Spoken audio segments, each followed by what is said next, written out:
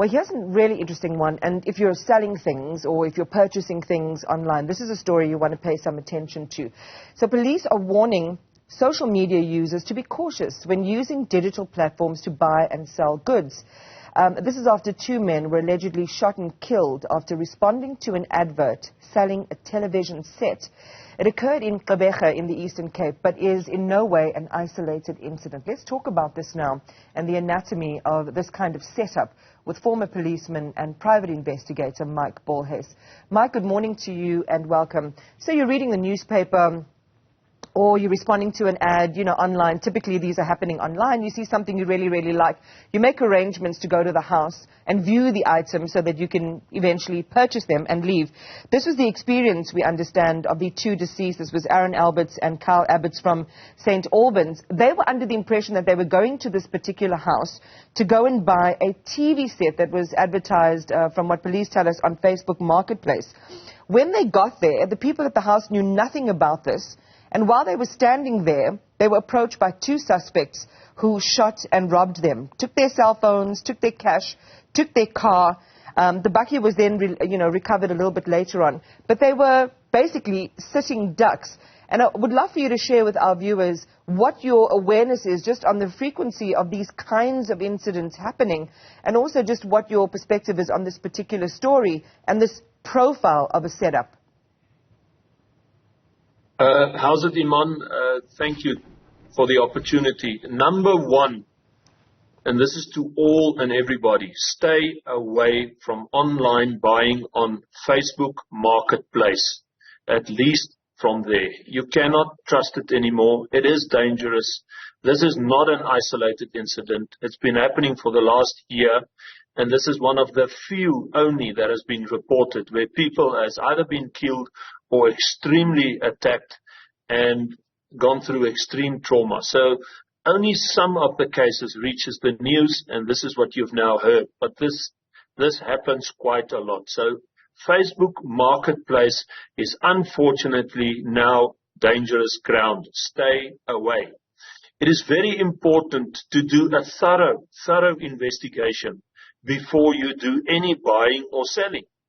You cannot just get involved. Number 1, don't fall for bargains. There is no such thing. Number 2, don't drive out to a place where you have no idea what you're going to get involved with. Number 3, do a thorough evaluation, identification, and a risk analysis on the product, and find out and get all the factual information and details. Maybe these 2 brothers thought when they go together, they're safe. They're not. Humans have become merchandise, and they are seen as easy targets. And this is what the crime level has gone to. They will, if you don't give your cell phone while they're robbing you next to the street, will kill you. The penny needs to drop. We are in an extremely violent crime country. And it's due to corruption, obviously, in the government, the authorities, and the economy. All of that has turned the complete mindset of the criminal. And it's the year of the gun. It's not just the knife against the throat or a bit of beating and taking your stuff. Nowadays, any form of provocation, any form of resistance, they will not hesitate to kill. So with that said, you need to be so careful and rather meet at police stations or in malls or, proper identified places or institutions. But do not drive out, because this is where they grab you. So this is what I was going to go to next, Mike. And as you kind of weave all of that together, the tapestry is chilling. As you say, we have to almost reorient our mindset now. You can't be naive. You can't think you're innocently going to purchase something. You believe who the person purports to be on the other side. You know nothing about them. We've really got to reorient our mindsets. I think that is an incredibly important starting point. And then I was going to ask you how ordinary people do this vetting thing.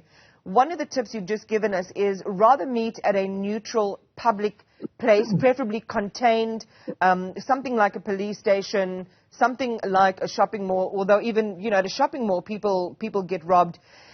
Talk to us a little bit more in detail about how we can vet. Just take us through a step-by-step thing. I see something online, might be a lounge suite or might be something, as you say, that I might need to drive out and collect. The person says, no, you can't meet me at the mall or the police station because it's a big item. You're going to need to bring your bakkie or whatever it is to come home and fetch the item. So what do I do from that point on? This is something I want, and now I need to verify that where I'm going is a real place. Well, number one rule, as I've said, if something is too good to be true, it usually is. If a couch is 12,000 Rand and this is offered at 6, rather walk away. There is no such thing as bargains. Secondly, if the whole transaction in discussion already sounds peculiar or absurd and you get the slightest uncertainty, don't push it. Leave it. Don't do it. Obviously, always ask yourself, do you really need that couch? Are you really going to drive out and take the risk?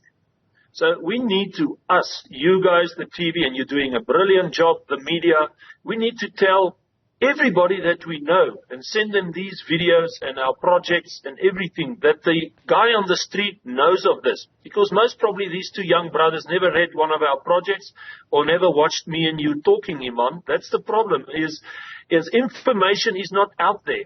People are hopeful. They think they see something. They can get involved. It's innocent. Why would somebody kill or shoot me over a product? It is unfortunately there. And then when I talk about a risk analysis, I mean phone around, ask around, get information, make sure you have all the information. If you now really want to do the transaction, find out who the people are. And discuss it with your bookkeeper, discuss it with one of the people you know in the bank, or another businessman or family and friends. Rather go the extra mile and speak to 5 people and verify everything, telephone numbers, email details, address, pin drop location and everything. And then if you are absolutely convinced that this is the sout van die aarde persoon that's going to sell you something, meaning this is a good transaction, you must go prepared. Take at least somebody that is extremely qualified or in the field of safety and security and watch the place out a bit and be at least 2 people. Sure. But still my advice still is, unfortunately, stay away from Facebook Marketplace up to a point where Facebook itself also takes some responsibility and gets a bit more secure and vetting and evaluations structures in place. You know, social media is so easy to use, but take this in consideration. All criminals rely fully and totally in the beginning of all crimes, whether it's cash in transit, kidnapping, no matter what it is, on social media. And that's how they catch you. You know, you're talking about things that, again, put us in a completely, almost a dystopian sort of paradigm, thinking about having to go and, just go and buy something and needing someone, either, security personnel or someone else, and doing all this kind of vetting. But as you say, our mindsets need to change. We are in a different paradigm in South Africa. Just by way of doing our hygiene, we'll make sure that we reach out to Facebook Marketplace as well and get some comment on these kinds of stories and in response to what you've been saying, Mike Bolhuis. That's fair. Let's go on to just something else related to the purchase of goods. And this is a personal example, but it really is important. My son had sold his PS3. I think he had advertised it online. Someone had come to the house to collect. They said that they did do the transaction, and you receive a text that looks like a real transaction. Mike, it's even got real-time sort of a date stamp on it. And so he thought, well, the money has been transferred, and so handed over the goods, only to realize that he had been scammed. I admonished him later because he didn't discuss this with me at all, so didn't have the same awareness that I do, but went ahead and done this. And there are a lot of people, spoke about it at the office, spoke about it with different people who've had the same experience. So in that scenario, I imagine you saying, don't let people come to your house, number one. That's not something you should do. But say you want to sell something, how do you make sure that you're getting a legit buyer and they've made a legit transaction? Well, Iman, that was a very big mistake because there could have been a planned secondary crime against you. You must remember you're a well-known lady. They could have gotten all the information. They were in your property, get all the information. They could have even taken or grabbed your son and held him and asked for a ransom, or at some stage take you. Remember, kidnapping nowadays is the #1 crime committed, and it's many times a secondary crime after an initial crime. So do never ever, my dear public, allow any stranger in your house. Like you tell your kids, don't take cookies from strangers. Well, I'm telling you, don't allow strangers even close to your property. But be that as it may, you have learned from that lesson, and your son as well.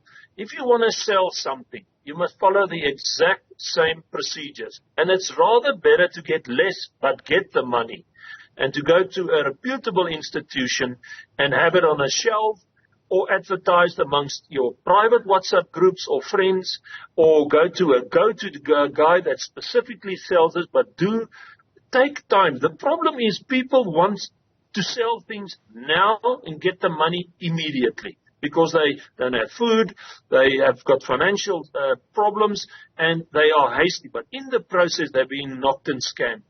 And this way they send you a bank statement or that the transfer has been done. Most of them are fake.